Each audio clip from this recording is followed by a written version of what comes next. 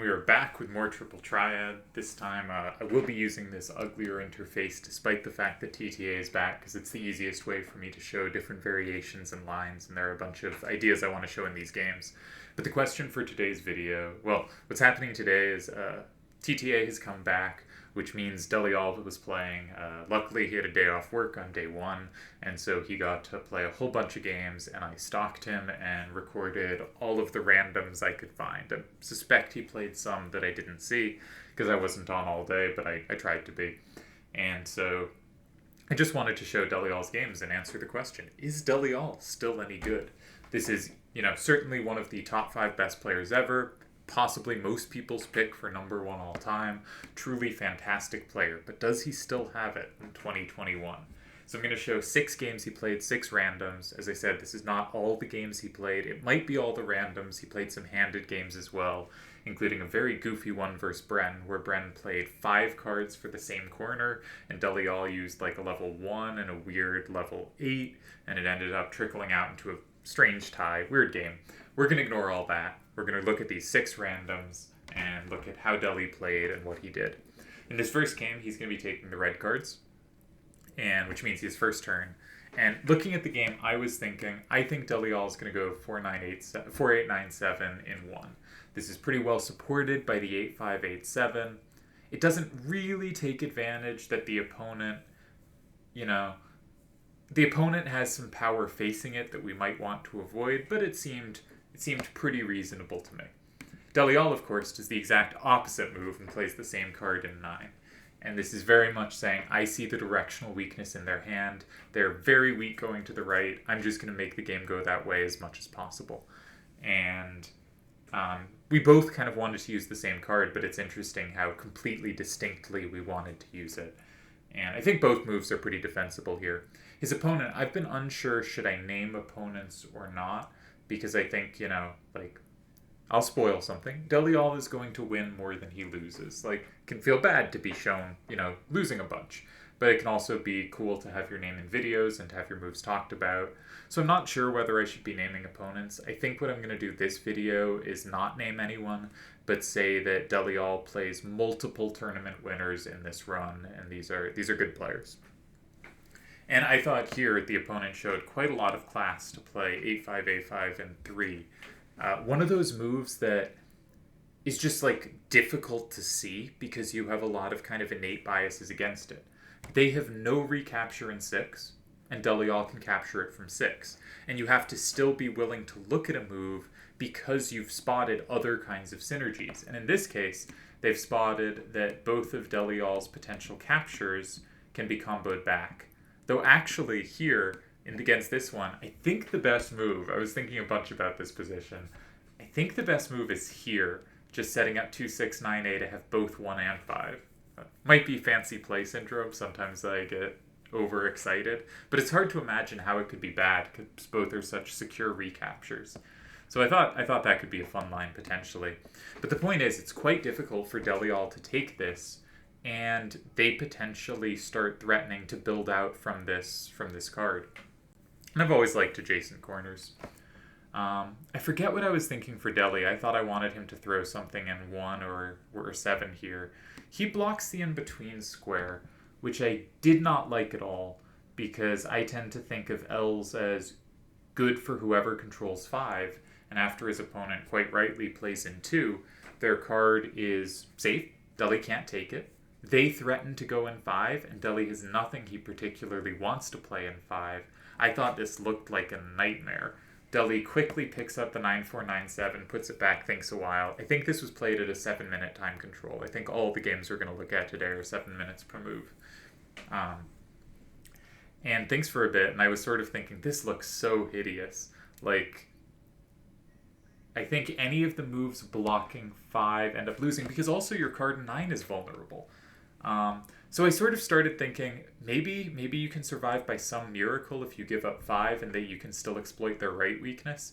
And I did find this move shortly before Deli played it, but maybe he had it in hand all along because it was the card he'd picked up. He does go in 1, and the point is, if they go in 5, he can go in 8, and because they have no rightward power, he escapes with the tie, even though all his cards are right next to the action and vulnerable, and none of his opponents are. His opponent, I think, smartly looks around and finds a different move in 5, which if Deli's on autopilot, plays something like here, loses. So, so a nice, I think, attempt to at least throw off Deli's rhythm, because Deli clearly found the other line or he wouldn't have made his move. Deli ends up going in 6, and they show some more class, I think, to finish the game by going in 7. I always like the moves that flip nothing and give the most possible takes that don't actually happen. So that was a nice finish. I think a really good game. I liked the opponent's move in 3. I don't like Deli's opening at all, actually. I don't like his moves in 6 and 9. I think it took kind of... I think the move in 9 is good. I think the move in 6 is messy. But he was very precise in finding the tie and may have seen it from the start, which I wouldn't be all that surprised from coming from Deli. So maybe this is just, on a different plane of how I think he finds moves I don't see. And, maybe he had it in hand the whole way. But if he didn't, he also still calculated out, I think, the only save with 5 moves left in a difficult position. And we're all going to get difficult positions, and there's the question of how well do you handle it. And in this game, Deli all handled it really well. So we tie game 1, and we have the same opponent for game 2. So I'm going to put in the hands, and hopefully this will all work. Can you see the new hand? Yes, you can. Good. So Deli has first turn again. And again, he played an interesting starter. I think he's going to be playing a lot of corner starters today. He started with 7, 8, 2, 9, and 9. And again, this creates little difficulties for the opponent's hand. They cannot approach it from 8 because Deli all has the same wall in 7. Not that he has to play it immediately there or anything, but in general, it's going to be difficult for the opponent to approach from 8. And it also might be difficult for them to approach from 6, though this gets really messy. Deli all can combo back, but they can combo back his combo, and I think this position would be pretty lucky if there's a save there. This looks bad for me. You probably just have to take everything you can in 5 and hope.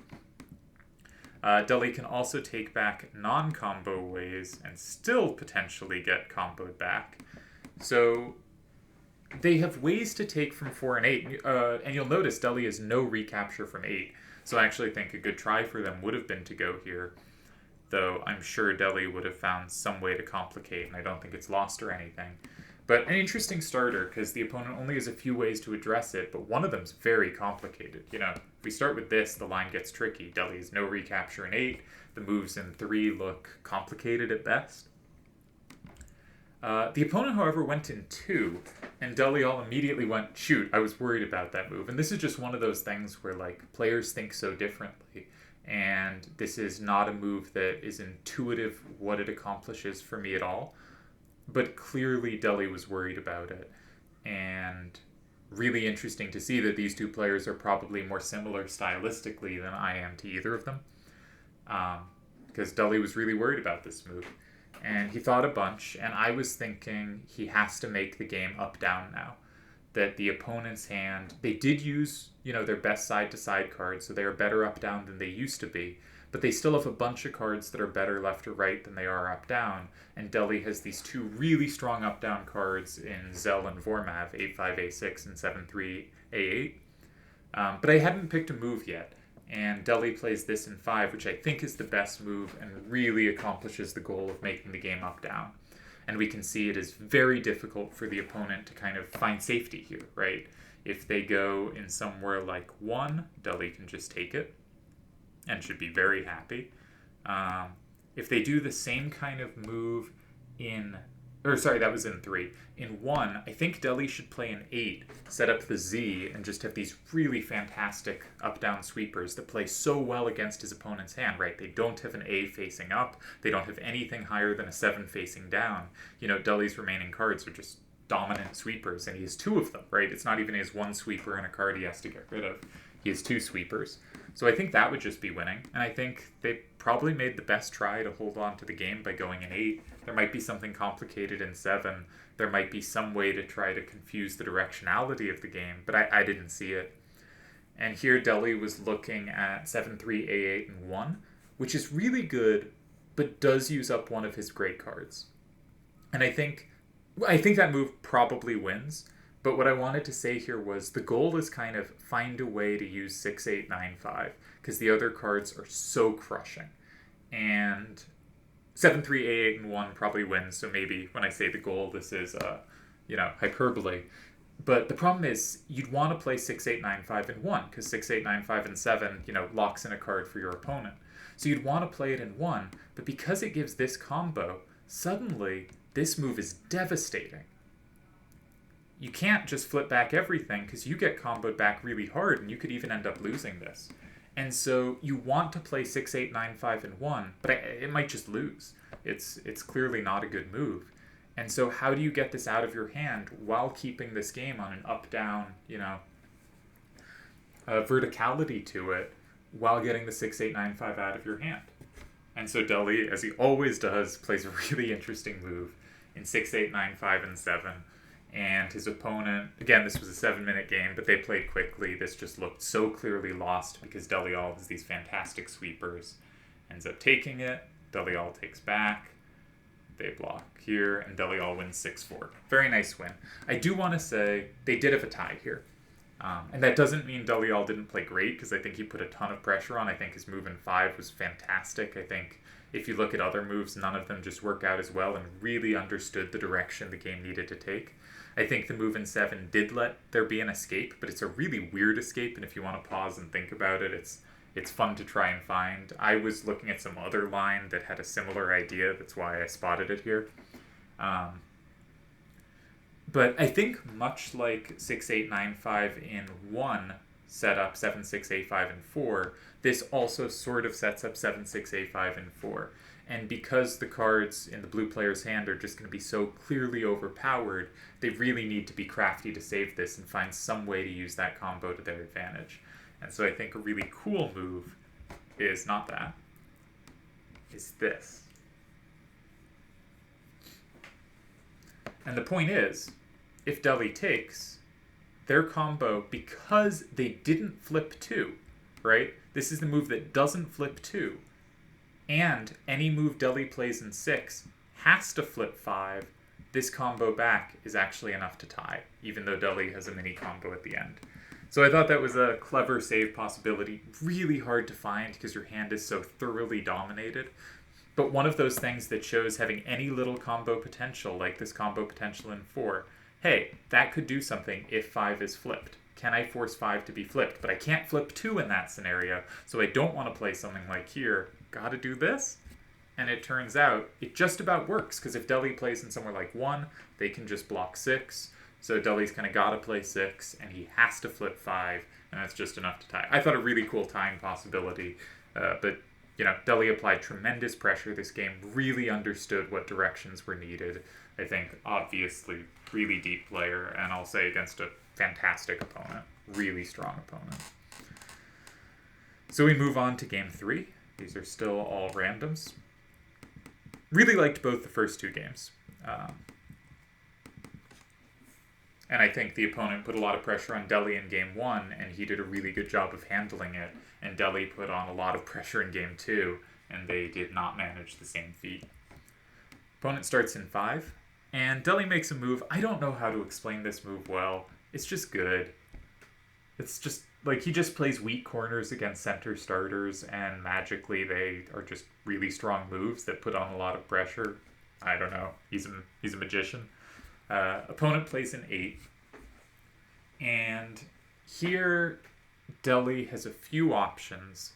And I thought a neat one that he doesn't take, though it looks silly. This is a hard move to find. He had noted this game that 9, 7, 6, 7 is going to give him problems. Because the 2 cards in 5 are both set up to play really well off it. It also means, if he puts an A up in 7, they can take it with that. That card is the card in his opponent's hand that gives him the most trouble. And I think one thing cool about how Deli plays is he's really good at identifying how the cards in his hand and their hand match up. And I'll often think, I would use this as a starter. And he's like, no, that doesn't make any sense. That card, dominates 2 of their cards. Maybe it's like a 7, 5, A6. And the 6 down and the A combine to punish 2 of the opponent's 6s to the right. And the 5 punishes something else. And so I forget what term he used, but said something like that card locks down 2 of their cards. And, so if one of his cards matches up well with two of theirs, he's going to hold on to it because he feels it locks down those cards in their hands. Really interesting way to think of it. Again, Deli and I think about the game in very different terms and are obviously both really successful players. So it's interesting to hear someone else's way of framing decision making. So an interesting decision here is actually we can go this because 5 has been flipped. And I think this position is a win for Deli because the 4-9-A5 is a dead card here. And so that should be enough to win this with a 6-4 lead. But that's weird. You have this 5 and the 6 out facing, relies on a strange combo. Weird line. Deli goes for the much more logical A7, 2, 8, and 9. And we can already see he's applying a ton of pressure and giving the opponents problems. Because where do they want to go? They want to set up a Z or a Q. And the Zs all look really risky. This one gives Deli a potential combo. It does get the kind of worst up-down card out of their hand, though, so it makes some sense and is actually the move that was played, but seems very dangerous. This one also is just immediately conceding potential combos and is the card that controls a lot of space on the left side of the board, so you probably don't want it out of your hand. This one also concedes combos. Not that they have to take it immediately, but that Deli threatens to play their next turn makes it difficult. And how are the Qs going to work? This is both takeable and concedes a combo because it hits 5. This, just...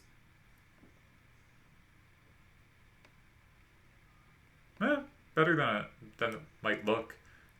There's a problem, though, of that you're conceding this combo, and because it's weaker than what's facing 5, that's dangerous, and you're failing to block a combo square. At least going in 2 blocks one of Deli's combo squares, right? He has 7-5-7-A there. So just really difficult position to find a move.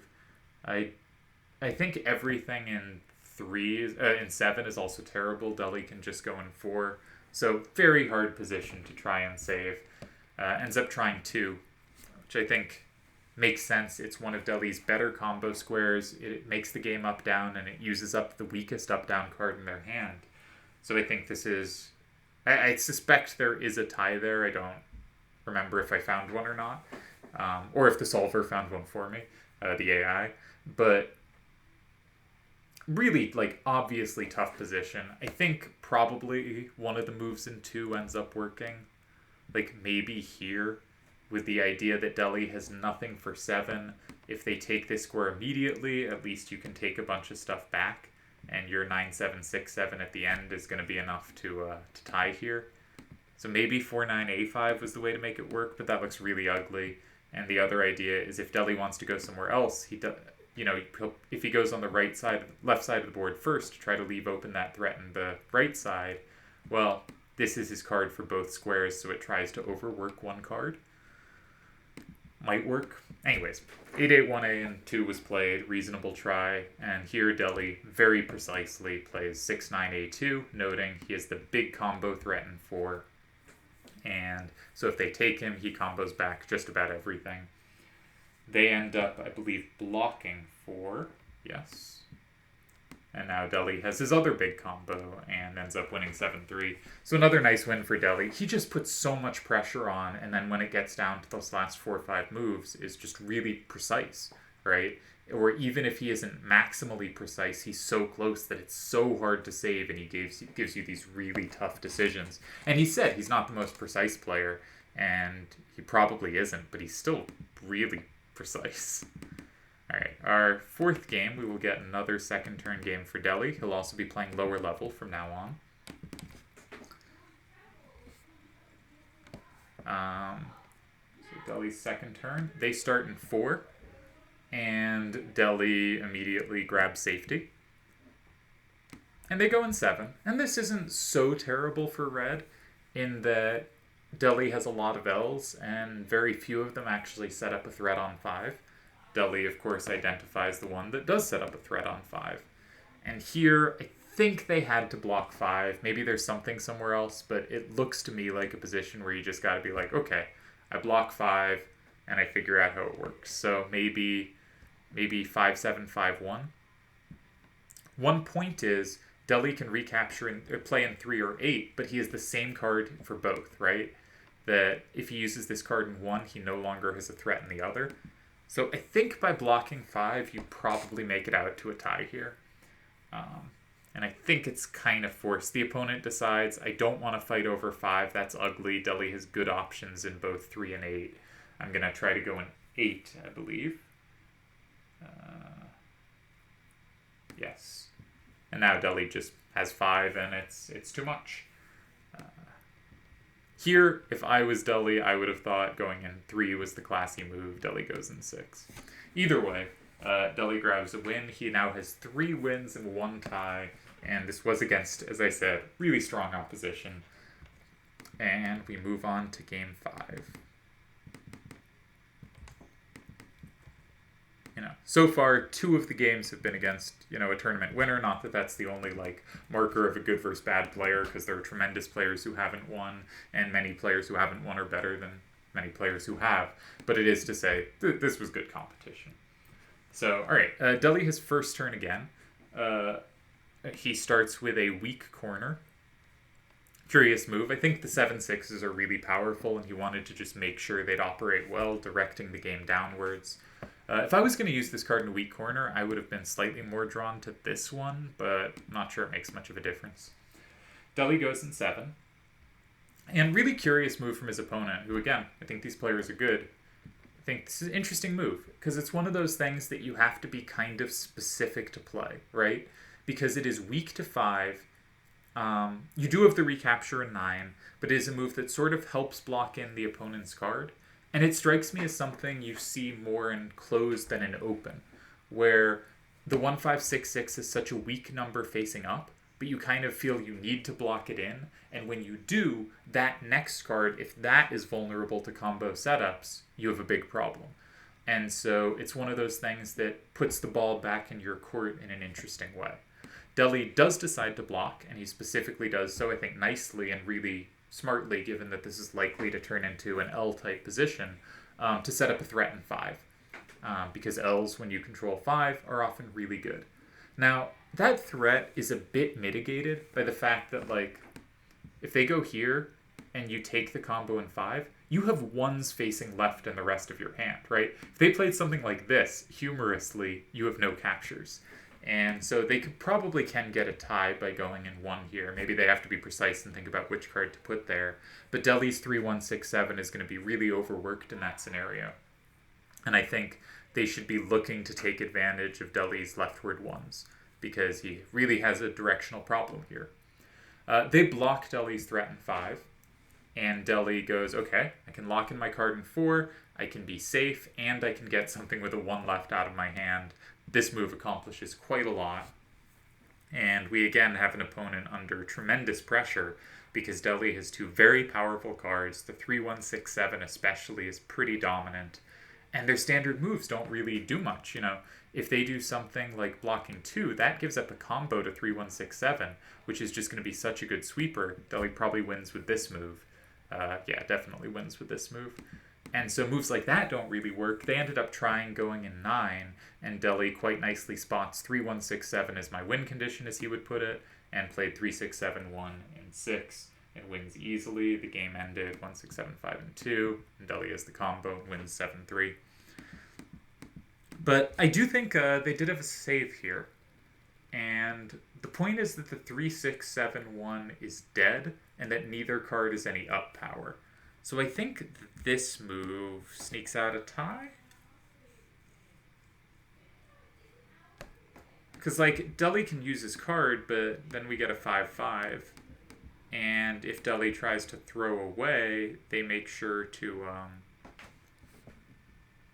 the 3-1-6-7 doesn't have the double capture in 2, so they tie that way. And if they throw away the 3-1-6-7... then they can be forced to play this card here. So just setting up ways for his cards to be dead. Not an easy move to find. Again, I think these were 5 or 7 minute games, and very good players were missing saves with 4 moves to go. But I think people kind of underrate how hard it is to play precisely with 4 moves to go. Because one thing is, a position like this just looks super lost.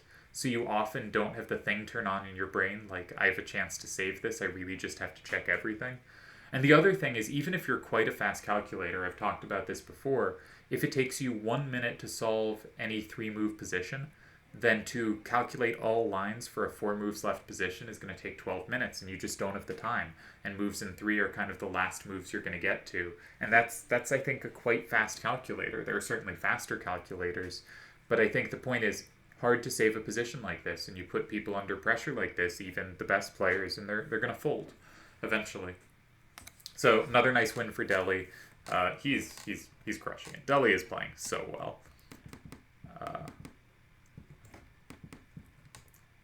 I'm pointing out where opponents make mistakes because I think it's interesting, but you may have noticed I haven't been able to point to many things Deli has done wrong, and I'm both analyzing myself and having computer programs tell me things, and still not really coming up with flaws in his game.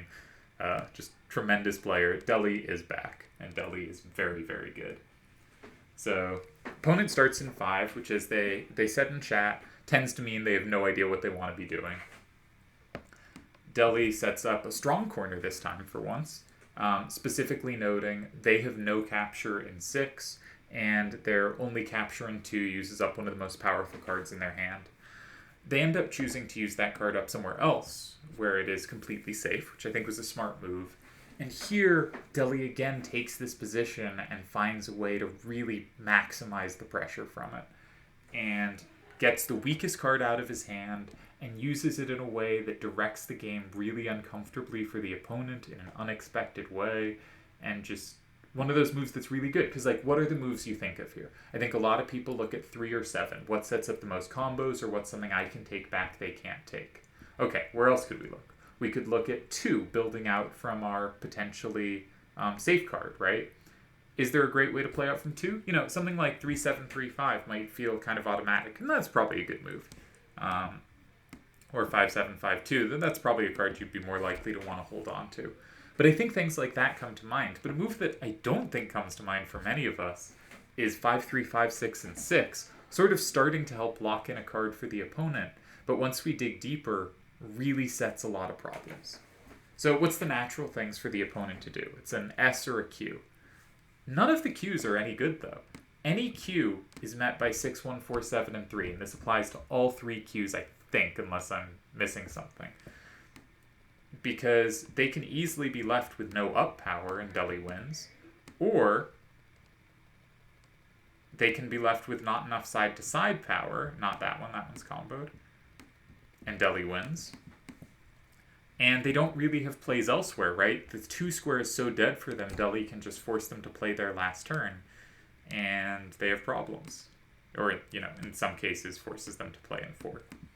Either way, this just crushes all the Qs, and a kind of surprising position to have the Qs immediately fail, because it looks like you have a pretty good card for the up-down, so you just get rid of this one, but no, it's just lost. Deli's very deep. And then, how do the S's work? Well, you really want to get this card out of your hand because the game's becoming side-to-side, but this just immediately gives up too much safety. You can't recover from this much, being down this much, and you're so weak going left, which really does matter here. So, where do you go? I think maybe this is the only try, just because Deli can't take it for free with this. So that strikes his move that's a try. The opponent goes here, and I think this makes sense, right? Like, if Deli kind of recaptures normally, they recapture back. Here, they have just about made enough safety. They did get a tie. Something they may have missed, and I missed while watching, was this is actually a plus, totally missed it, and Deli takes 1 extra card and wins. And I wonder if they missed the same thing I did, because I, watching this, thought they had actually scraped out of this with a tie from a difficult situation, because I was like, okay, they take 1 card. When I put this down, it'll take 2 cards, because the program is smarter than me, but I thought Deli takes 1 card, and yeah, he's found a way to a tie in a really difficult position. But no, Deli plays correctly, flips both cards, unlike me, can do math, and we head to a win. So, Deli played 6 randoms on day 1 of the site's return. His opponents snuck out with 1 tie total between 6 opponents, 4 distinct opponents. Very good players. I think really tremendous showing on day one from Deli. He's back. He's great at this game. It's fun to get to see him back. It's fun to get to look at his games. And I hope to do more. I've been stalking lots of other players. I don't know how comfortable I'll feel showing their games, or if they'll be comfortable with me showing their games. So my next video might be my games from day one, because I played 7 games, 3 random, 4 non-random, open games, so it's easier to show. And I did well. So I think I could possibly show my games. I've also been having my AIs play some games, and I might show their games, or show the most interesting ways people beat them, or the best games the AIs played. Not sure on how I'm going to do that, but thought it would be fun to show Deli's first games, because Deli is a legend, and man, was he trucking people.